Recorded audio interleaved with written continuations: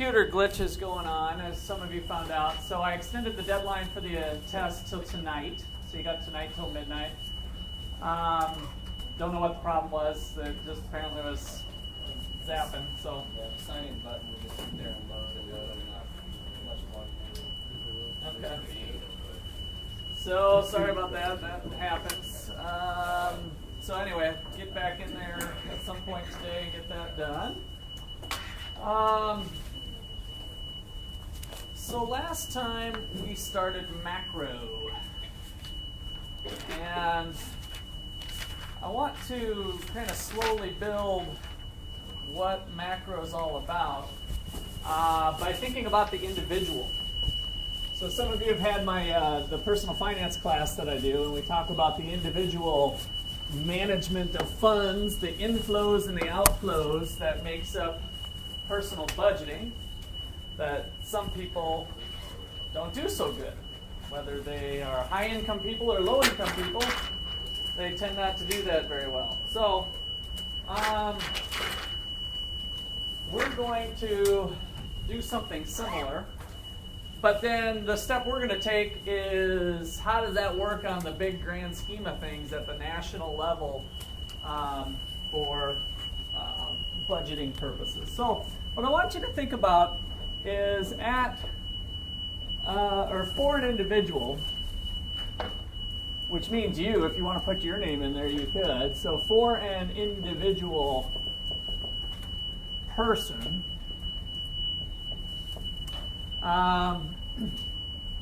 we've got this equation that must hold, and that is that sources of funds, this is my marker that I gotta do some surgery on or throw it away. Sources of funds equal uses of funds.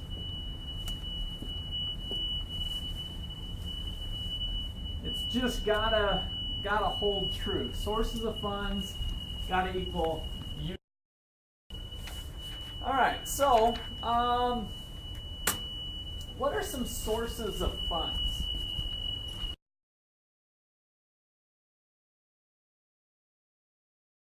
Would be income from wages, for instance, right? From a pay, wages, rents. If we own some property, we can make some income off things. So that's the easy one. Go. Number two is another source of funds for you. Another source of funds. What's that? Grants. Okay, so grants are nice if you guys are enjoying some grants. So we can get a gift, right? So a gift or transfer. A transfer of funds. So like a grant for college would be an example of a source of funds. So does something from grandma. So that works here too. So Hunter, savings. So that's just previous money that you had before, right? Yeah. So what else do we got? What are other ways that you guys get funds for different plans? Entrepreneurship, so putting together, that's kind of like going to work, right, and generating some income, some profits. So we could throw profit into there, your return for taking on a venture. So that's okay, you're right, it'd be there. Gambling, all right, so we could take a risk and do that. Now, if we go to the casino, did you create something new, or what really went on when you're sitting at the Texas Hold'em table? Where did it come from? I think it's up here already. What would you call that? You don't think about it this way. You just think that you won.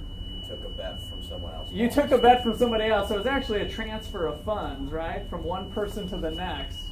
All right, so the gambling part would be a transfer. How else do you guys get money? Man, there's one staring you right in the face that a lot of you are partaking in. Loans, right? You borrow. Okay. So you can borrow funds. So borrowing. So get a loan for school. Get a loan for college.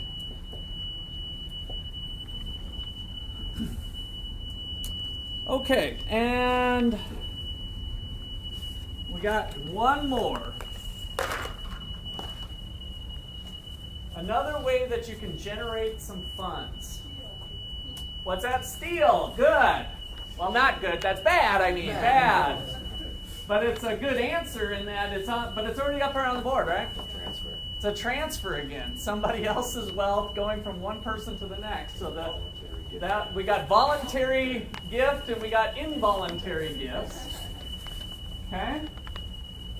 So how else can we do? Yeah. Sell your possessions, right? Sell something that you own. Good. So the sale of an asset. If you got a computer listed on Craigslist, get $300, right? Well, you guys have already exhausted, I think, most of the ones that are kind of the hidden ones, so good job in doing that.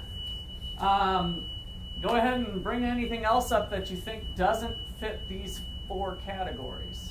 Otherwise, I'd say we've got our 4 categories. Every single source of funds could be put into one of these 4 things. Interest on savings. Good one. What do you think? Where would that fall? Sale of an asset? Not really. Borrowing? No. Gift or transfer? No. Got some income. Got interest income that you have to claim. So that would fall into there. Good. Other ones, yeah.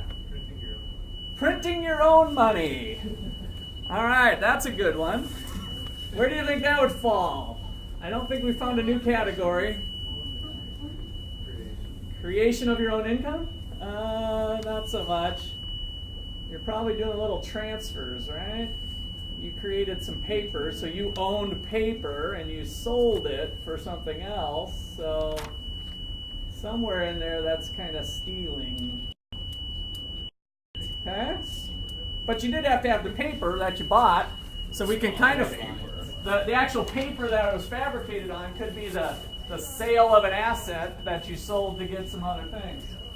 All right, let's go to the uses. That's usually a little easier. How do we use funds? Uses of funds. Buy stuff. Buy stuff. So we buy final goods and services. That's the easy one. All right, buying final goods and services. That's our G&S that we've used kind of for shorthand. What else do we do with our funds? Gabe, what's that? Donate. Okay, so we give / transfer funds to other people. Okay? Brandon, what's that? Invest. Okay. So what are you doing when you're investing? What category do you think that is? If you're saving, if you will, right? So what do banks do when you put your money in the bank? Does it just sit there and then they dust it off once in a while? That's just like kind of putting it in your mattress. What does the bank do with your money? They don't transfer it, hopefully. Not in this context. What do they do with it? They loan it out. So you are kind of we're using the bank as the intermediary, but by saving, you're actually doing some lending. So we can loan out our money. We can lend it to others. So that's different than a transfer. We expect to get it back. Lend it to others. So save at the bank, and as we'll learn later when we get into money and banking chapter, save at the bank, and the bank loans. Bank loans it. The bank pays you some interest, which would be interest income. You know, we can kind of get into the loaning it out as a category. All right. What else? What else can we do with our money? Purchase capital.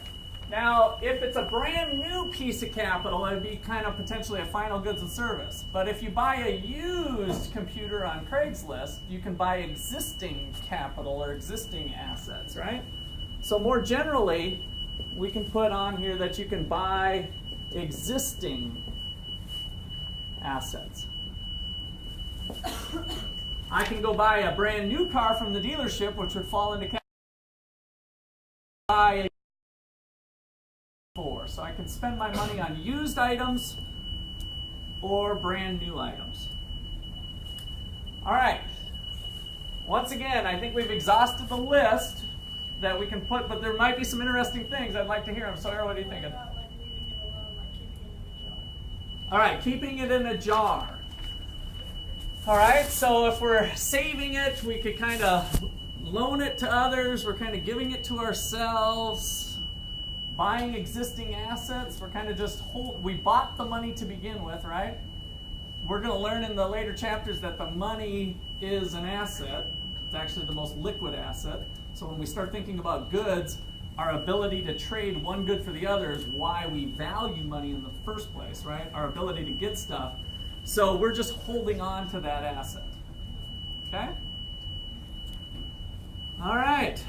Any other ones? Well, the reason we set this up here is because there's something that's unique to the individual that's not true for the aggregate economy. And since this is macroeconomics, we're going to look at a whole bunch of individual behavior. Is it possible for you guys to spend more than you earn? Is it possible for you to spending more than they earn? Oh yeah, we usually have a handful of folks in that category. All right.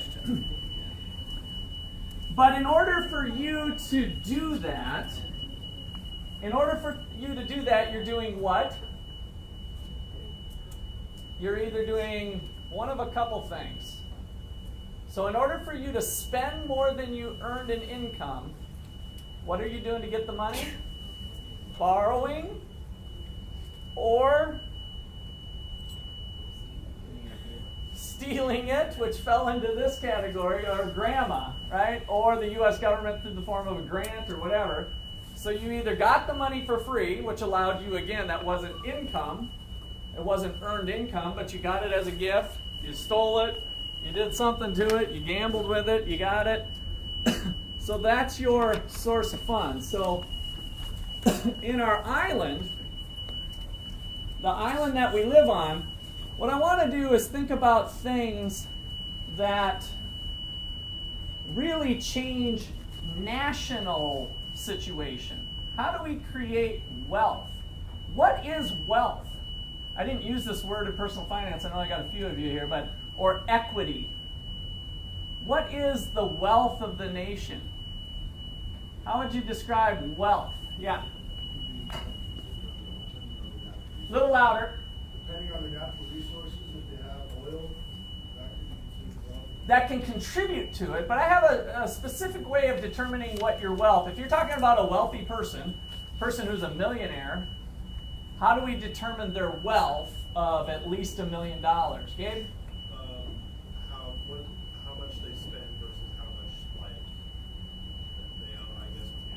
I'm trying to put it. Yep, you confused a couple things there. So not so much on the spending. How much they have, how much they own versus how much they owe. So if we think about the equity in your houses or your parents' houses or whatever, if you own a $200,000 house, but you owe $180,000, how much to the good are you? $20,000. If you own a $200,000 house, a $200,000 asset, which is an existing asset, by the way, right? You own a $200,000 house, you've got $180,000 worth of debt, you're $20,000 to the good. Your net worth, your equity, or your wealth all those things are kind of used interchangeably in your house, is $20,000. So what I want to start to think about is how do we build the wealth of the nation, which is what Adam Smith's book was all about, the wealth of the nation. Is there any wealth creation from that loan that you got? Is there any wealth creation from the $5,000 that you borrowed? That act all by itself, did that change the wealth of the nation? No, right?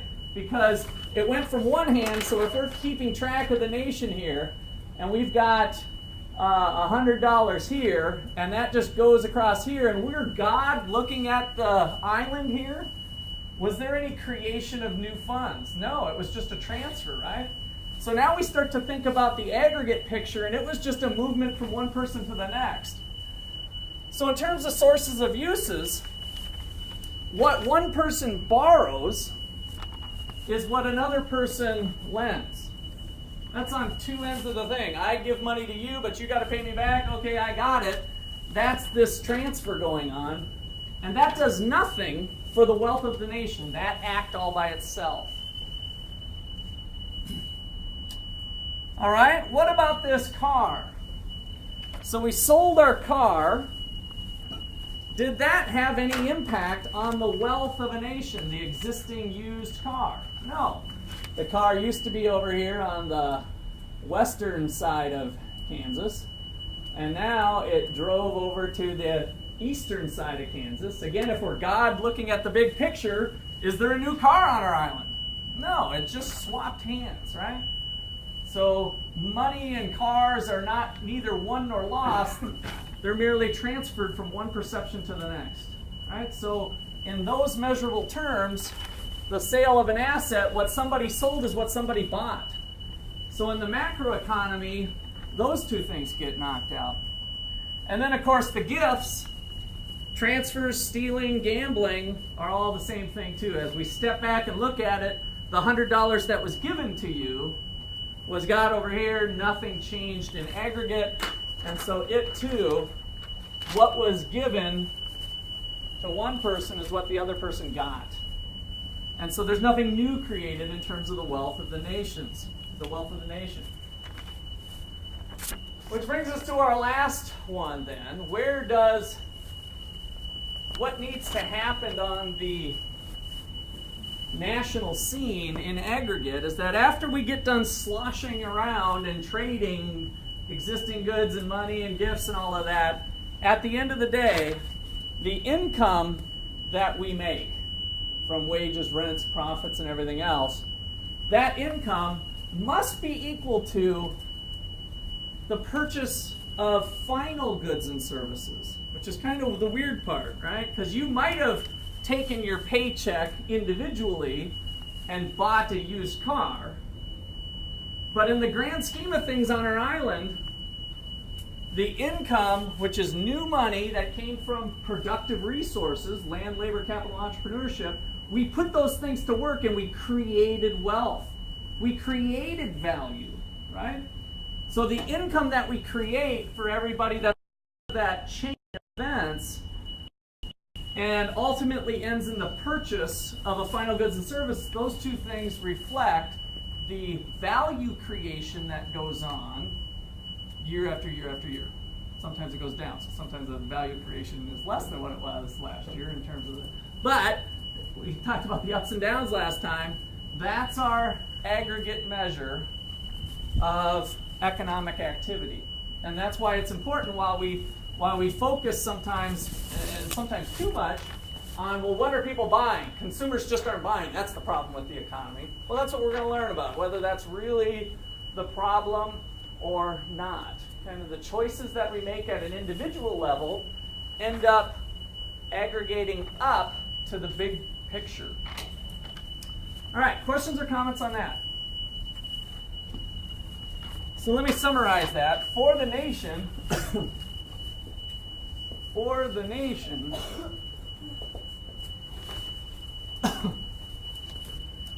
income equals spending.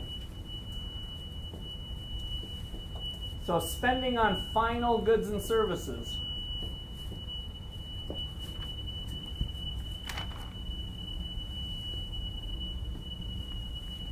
Or new things in general, as there's a couple little details we'll get to later. So our national income, adding up all the paychecks, equals the spending on final goods and services.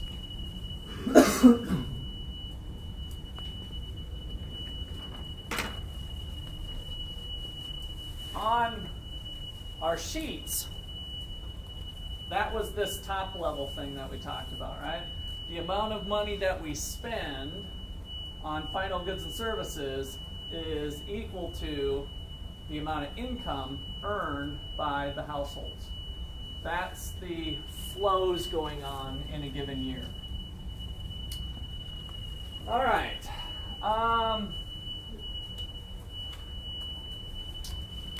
So for the nation, that must be true, but not true. Oops, that's a bad one. Not true for an individual.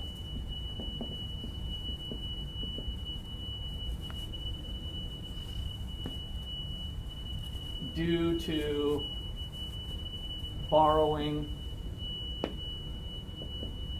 and gifts or transfers.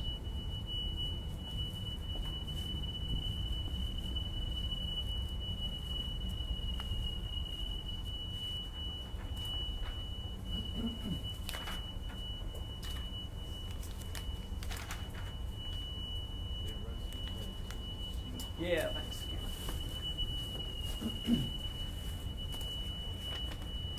At least I hope I do. Is this? Okay, this is our sheet. I'm going to pass this around. I guess I don't have the attendance sheet like I thought I maybe did. I must have left it in my office. So just put a little signature by your name here as you go down the list. Today. Okay.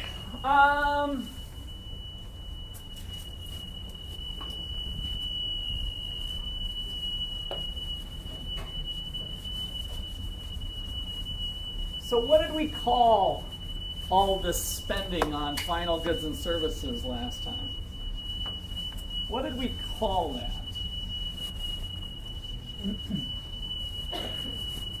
We gave it a name towards the end of lecture on Monday. GDP, gross domestic product. All right, so I defined it for you last time, but I didn't dissect it. So, gross domestic product was the dollar value of all final goods and services produced within a nation's boundaries over the course of some time period. Usually we think about a year. So I want to ask a few questions about that. Why final goods and services and not intermediate goods? If we're trying to recognize the economic activity, why do we choose the final goods and services? So you imagine the production of a car has tires and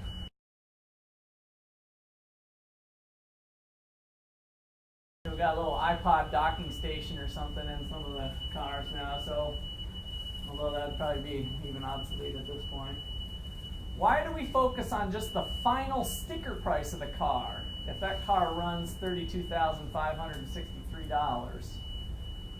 Why do we focus on that and not the tires, the intermediate goods that were used? Because all the intermediate goods were being sold and traded to get to that final good in the end. Good. So if we included intermediate goods, what would we be effectively doing if we were using them as part of the measure of welfare, so to speak, the measure of well-being in society? What are we effectively doing? Counting the tires twice. We're counting the tires twice, right? So we've got this value add process.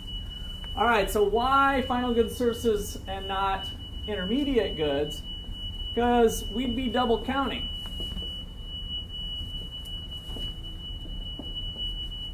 We'd be double counting if we did it that way. The value of the intermediate goods are embodied in the final purchase price.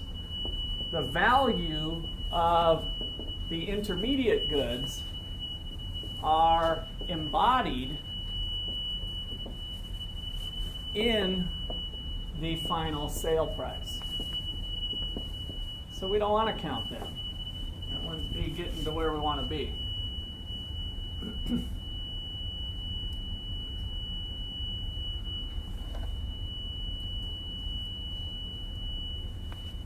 So, GDP is the dollar value of all final goods and services produced within a nation's boundaries.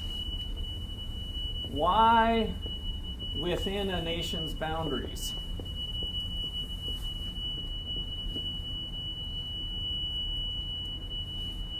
Why do we do that? The dollar value of all final goods and services produced within a nation's boundaries. And what sort of issues might that raise as well? So maybe we should start there. I mean, are there Japanese people making Toyotas in the United States?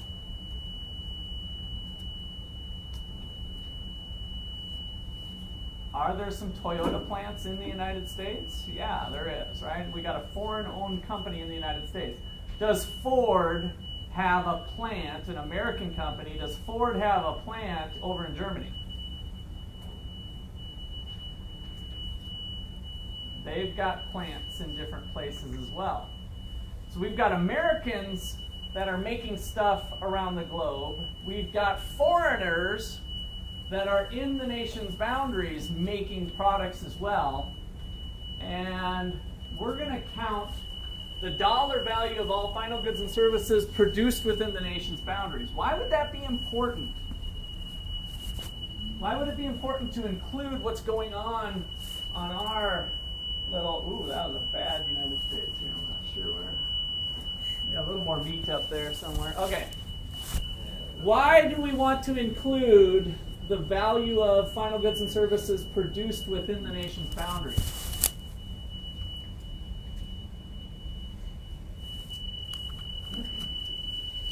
So remember, and let me step back one more thing here. We're ultimately going to use GDP as a measure of well-being or a measure of welfare in the United States. GDP goes up, we're happier. GDP goes down, we're sadder, right? GDP goes up because our incomes go up. Do you guys like more income as opposed to less income for yourselves? Yes. So if the whole country is seeing an increase in income, that means its participants on average are having an overall increase in income. An increase in income generally puts more smiles rather than frowns on our faces, although not in all cases, right? So we're going to use that as a statistic, as one measure of well-being. Why is it important to think about the production and sales going on within the nation's boundaries? Go ahead and use the $32,563 Toyota, for example, that's produced in California, not the one that's produced in Japan. Talk to me about that car, the $32,563 Toyota.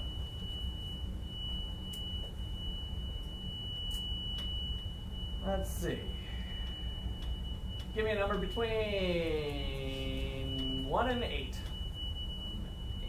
1 and 8 is 8. Any number 1 to 3. 1. Oh, we got people losing points already. 1, 2, 3, 4, 5, 6, 7, 8. And he picked number 1. So Raph, correct? Yeah. What do you think? Why this nation boundary thing? So we've got the old Toyota Prius or whatever car we want. We've got a Japanese automobile being produced over here for $32,563. we're including that as part of America's wellness, even though some Japanese person owns the company, which we all know is publicly traded, so that's a little bit of a stretch. But in the old days, it used to be, probably still is, mostly Japanese owners of the Toyota Corporation. Because it's being completed within the country, even though it has parts from other countries. Okay? So if you were to speculate the amount of resources that are being used into the Toyota, would more or less, if we cut that number in half and said 16,000, are they using up 16,000 worth of American resources potentially? Yeah, right? That's why we do it. Because a lot of the money that goes into the sale of that Toyota, if it stays on our land and it was produced here, went into paychecks of Americans who work for Toyota, right? So we're kind of keeping that money in, or we're tracking it a little bit better for America's welfare to be thinking about within an age. Another variable that economists track is called gross national product. That is the sum of incomes earned by Americans. So the Americans that are over in Germany producing Fords, that gets counted in GNP, but not GDP. So we can look at other statistics that takes into account Americans doing stuff overseas. That data is out there.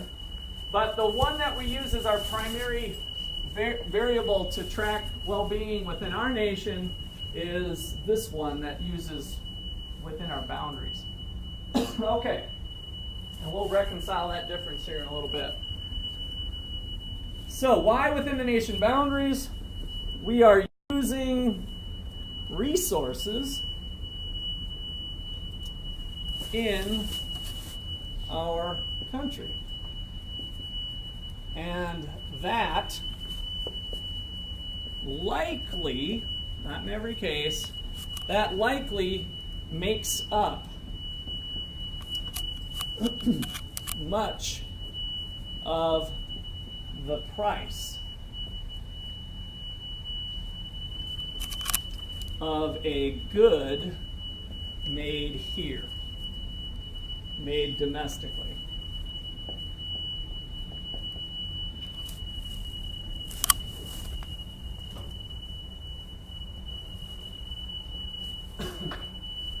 Okay, so any questions on that? So we had a few more would be the dollar value, which I talked about last time, but I'll just mention it. If you want to add another bullet point, you can. The dollar value of all final goods and services produced within the nation's boundaries over the course of some time period. So we need a start date and an end date. We look at all the activity of what was made. We now know that within our nation, that's disappeared on me right here, what we made in terms of income is what we actually produced with final goods and services. So now this is all starting to track of why we do that. Over the course of the year, we can add up all the dollars. All right.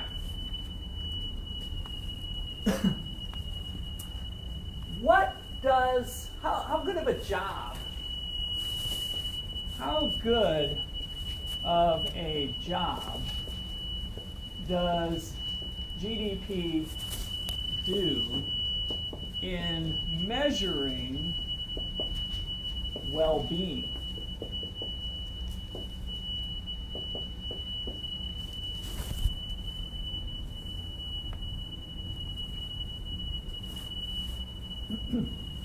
So how good of a job does it do in measuring economic activity?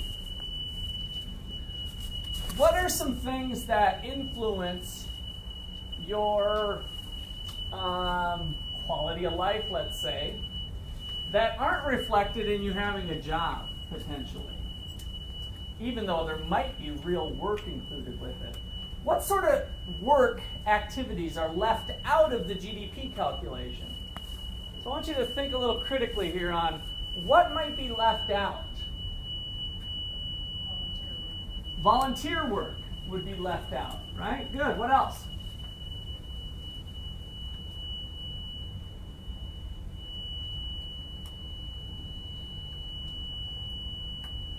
Yeah. Unemployment. That's not really left out because if they're not working. Now, if they're unemployed, what might they find themselves doing more? Let's take I'll roll with your comment here.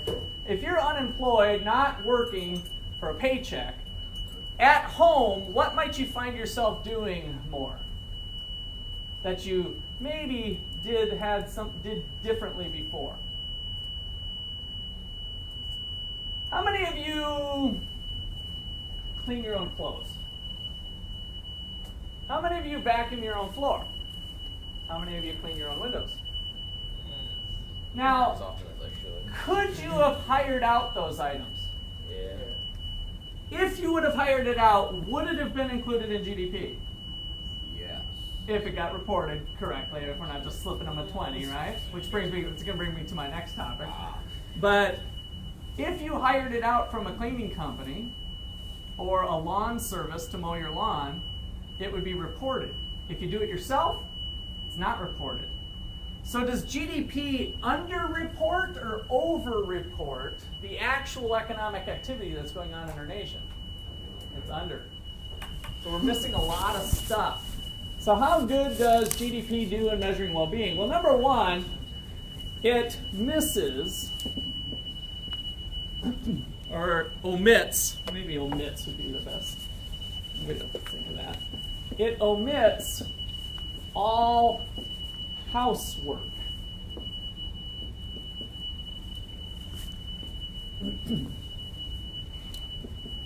So we've got laundry, cleaning, mowing, snow shoveling.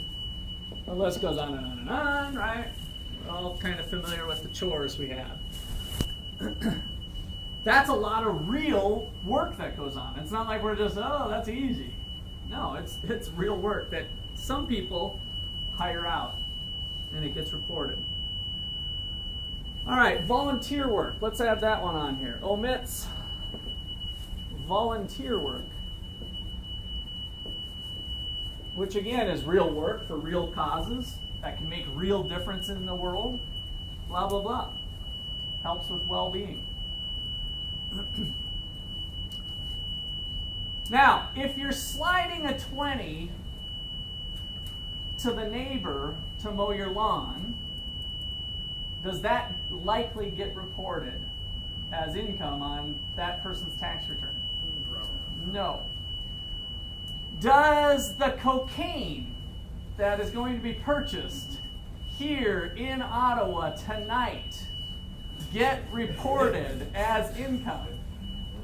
No, right? I certainly hope. That's not one that's a good idea to start reporting. So the other thing it omits is all illegal activity. Omits illegal activity. Now, since this is kind of a hot topic, in Colorado, what's going to happen to GDP if we look at GDP within Colorado's boundaries? Now all of a sudden we've got the reporting of those activities. Now, did the activity go up or down, or did it stay the same? All of a sudden it's on the books though, right? So all of a sudden we go from something that was completely omitted to something that's now going to be categorized and tracked and followed. And so we're going to have a nice little uptick. And I know if you've watched the news at all, there's a lot of, what do I call them then? Colorado-ridians? Coloradians, thank you. Yes, you're from there, aren't you? Yes.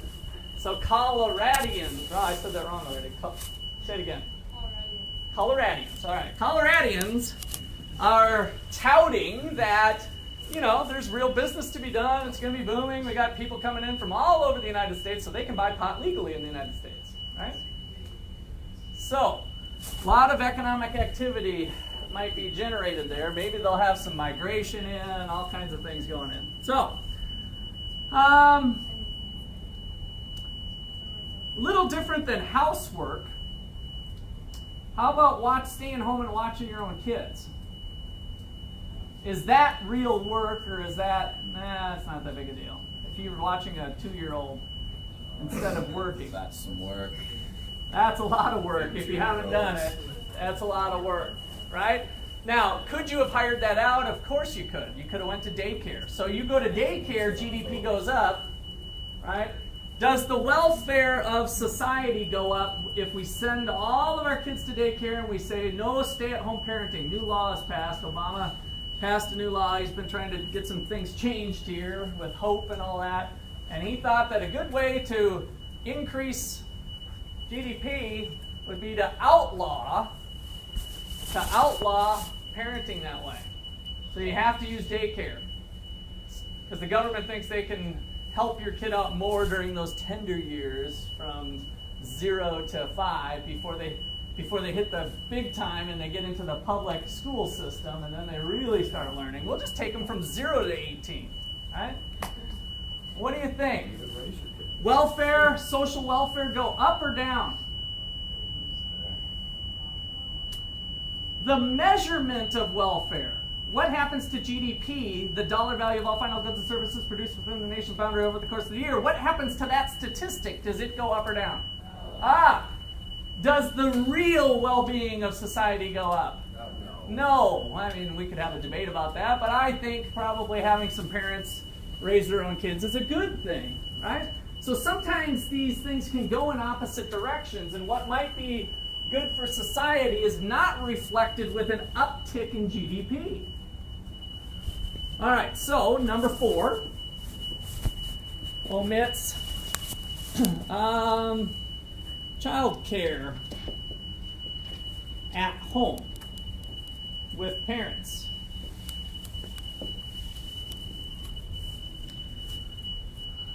All right, so in general, looking at this statistic, by the way, how many dollars are we talking about?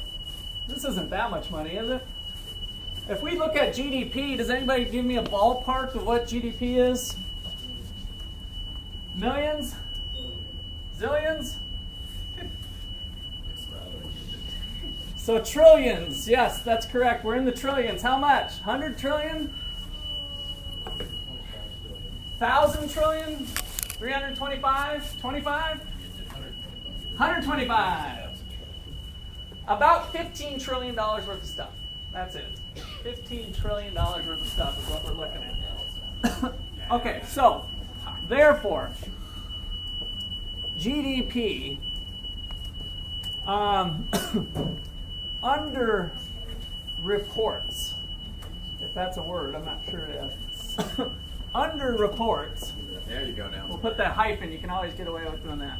So GDP under reports actual economic activity. And I tell you what, I have a beef with the media, especially, and just the normal average Joe, where I'm trying to elevate you guys to a new level. When they call child care at home, well, that's not economics, right?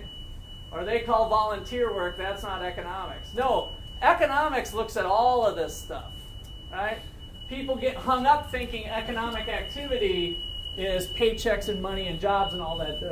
But the more the interesting topics with economics are on the non-monetary aspects. The money is kind of just an accounting thing. That's not too big of a deal. And there's things that we can do to hopefully change some of that, and that's an important area as well. But I think some of the fun things are in the non-monetary activity, which is what we're kind of highlighting here at the macro level. So GDP underreports actual economic activity. So example, if there's an oil spill in Alaska,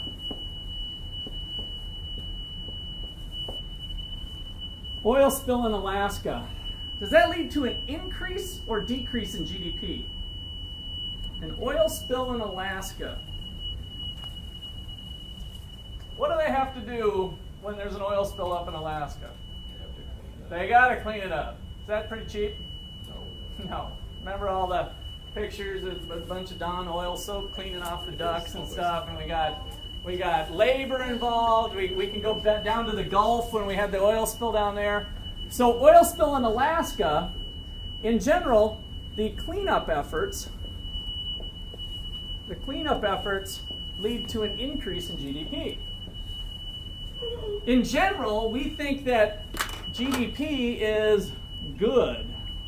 An increase in GDP, good. Decrease in GDP, bad, right? That's how we use the statistic. But the reality of it is that this is kind of bad, right?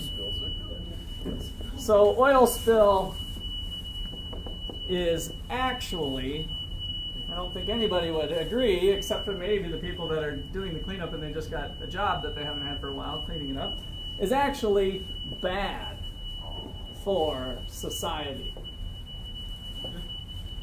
And so GDP has trouble with picking up some of these non-monetary benefits and costs that are actually important. However, in general, I think it does a pretty good job if we start to think about where we want to go. That's why even President Obama would like to see GDP goes up, right? So I don't think there's liberals and conservatives, Democrats and Republicans that disagree that we'd like to see this thing going up, that helps. Not necessarily at the expense of all these other things, but in general, we'd like to see it going up and have people working instead of not working. Okay, I think we will call it a day there.